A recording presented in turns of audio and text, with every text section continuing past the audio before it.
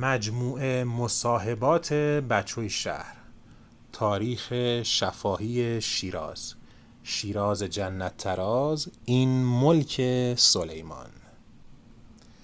کاری مشترک از محمد حسین دهبزرگی و نصیر فرخ‌مهر که به عنوان یک پروژه تاریخ شفاهی شیراز تهیه میشه. سری اول این مجموعه بین پاییز 1400 تا بهار 1403 فیلم برداری شده. در این مجموعه مصاحبات تلاش شده با هم قدم شدن با اهالی قدیمی شیراز، بچوی شهر، در کوچه پس کوچه های شیراز قدیم، بافت تاریخی شیراز، به درک ملموستری از فرهنگ و شرایط شیراز رسید. امید می رود با حمایت شما عزیزان از این برنامه در ماه‌ها و سال‌های آینده این مصاحبات ادامه پیدا کند. بچوی شهر، تاریخ شفاهی شیراز.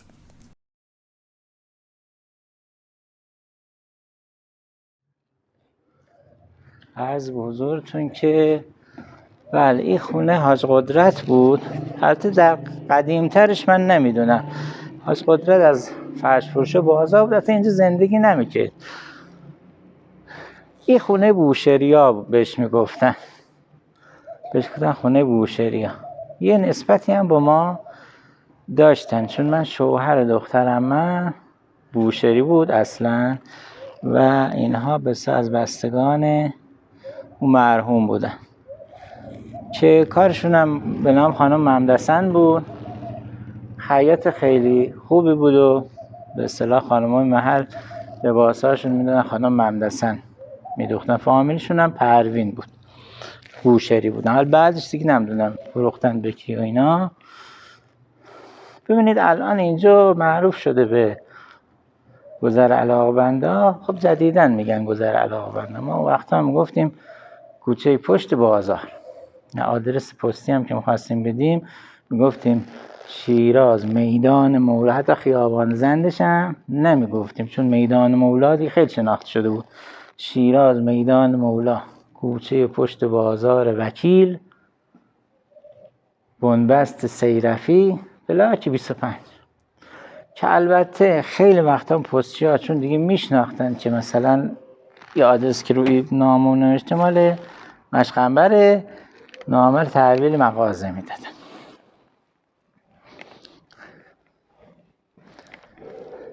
یادش بخیر. البته وقتا خب اینا خیلی کوچیک به نظر ما پهن میومد و ما کوچیک بودیم، کوچه ها بزرگ بودن. خب اینجا که میرسیم به خونه آقای حمیدی، بهش میگفتیم آقا. ایشون روحانی بودن و از بزرگتون محضر داشتن. این خونه معروفی، عکسش زیاد تو فضای مجازی داریم میبینیم. بله این خونه هست که درش این کناره در واقع که این میخوره به کوچه طاق آسیدلال. اگه بشه از او برو برمیگرده. منزل آقای حمیدی معذردار. اینجا خونه آقای عدالتی، حاج صمد آقای عدالتی بود زمان ما. البته قبل از اون که من یادم نیست تعریف میکردن بهش میگفتن خونه لاریا. خونه لاریا بوده و جالب اینه که توی محل اولین خونه ای که آب لوله کشی میاره این خونه بوده، خونه لاریا. و مادرم اینا که حالا خونه پدر بزرگمون نشونتون میدم میمدن اینجا ظرفاشون از آب پر میکردن میرفتن میریختن تو به اصطلاح خمرو که اونجا بود. اینم منزل آقای عدالتی بود که فکر میکنم الان آقای جان مکام مرمتش کردن اشتباه نکنم. بله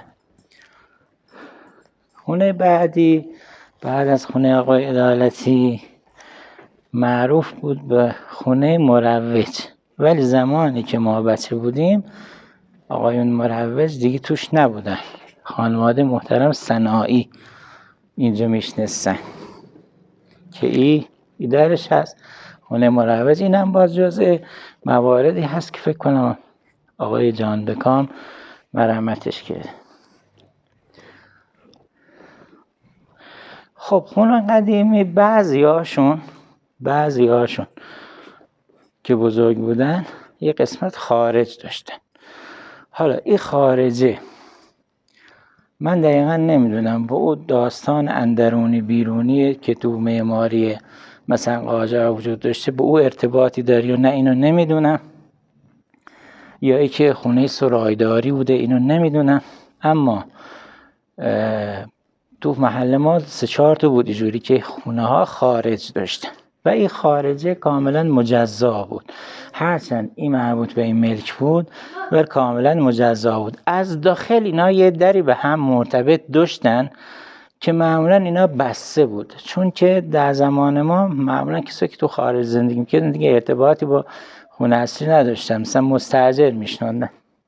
این خیلی خونه گودی هم بود، جو میرفت پایین. زمانی که ما بچه بودیم یه نفر به نام آقای نامدار خدا بیامرز اینجا میشنست، با ریش و محاسن سفید و بلندی بود و مبلغ جنگ بود. یعنی موقعی که به اصطلاح برای جذب نیرو و عملیات و اینا بلندگو دست میگرفت تو خیابونا به اصطلاح تشویق میکرد جوونا رو برای رفتن به جبهه و از طرفی کمکایی که جمع میکردن برای جبهه اونایی آقای نامدار خدا بیامرز فعالیت داشت. خیلی گود بود. ما حقیقتش اینجا که نگاه میکردیم میترسیدیم.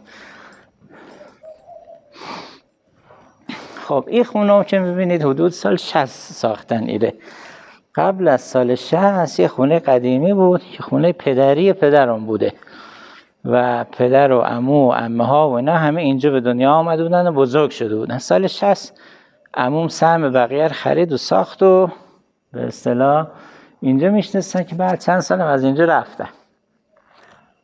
خاطره که از اینجا دارم یادم یه سالی که دقیقا یادم نیست، حالا باید سرچ کنم ببینم چه سالی بوده که به اصطلاح برف سنگینی اومد شیراز. اینجا برف که اومد درش یه کمی برتر بود. خب اینجا بود تقریبا فکر میکنم. این جل برف چون از پشت بون به اصطلاح پارو میکردن و میریختن تو حیاتا و تو کوچه. وقتی برف میمد اگه مثلا فرض کن 10 سانت برف میمد، این پارو میکردن میریختن 1.5 متر برف تو کوچه ها میمد بالا. یعنی به حدی بود که بعضی جاها از پشت بون شما میتونستی بپری تو حیات یا بپری تو کوچه. یعنی قدر ارتفاع برف بالا بود، مثلا شما خواستی 1.5 متر بپری میمدی تو برف. اینجا یادم یه سالی برف تو شاید 1.5 متر اومد بالا و یه راه باریکی باز کرده بودن اینا اینجا همش پر برف.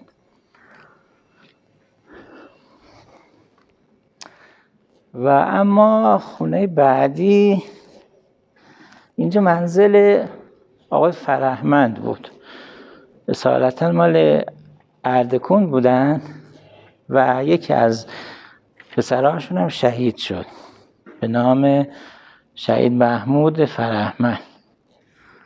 خیلی هم پسر خوبی بود و یادش بخاطر اون موقع که ما بچه بودیم مثلا 10-15 سال از ما سنش بیشتر بود. اینجا منزل آقای فرهمند بود. الان نمیدونم که ترمیمش کرد مرمتش کرده، شاید دست خود آقای چیز باشه، جان بکام باشه، این نمیدونم.